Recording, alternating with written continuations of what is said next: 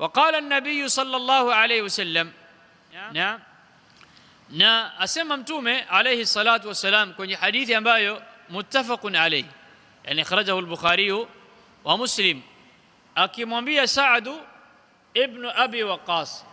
Mtume amwambia nani?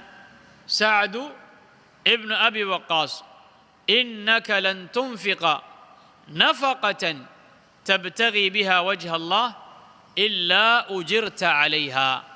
Wa hadha al-hadith muttafaqun alayhi, kwamba wewe hautotoa nafaka, innaka lan tunfiqa nafaqatan, hautotoa nafaka, iza kuwa ni zaka au sadaqa, ni nafaka ya kumlisha mke wako, familia, sawa. Wakati unapofanya vile unataka radhi za na uso za nani? Wa Mola wako. Tabtaghi biha wajha Allah illa ujirta alaiha, illa ukifanya hivyo utapata nini? Ujra.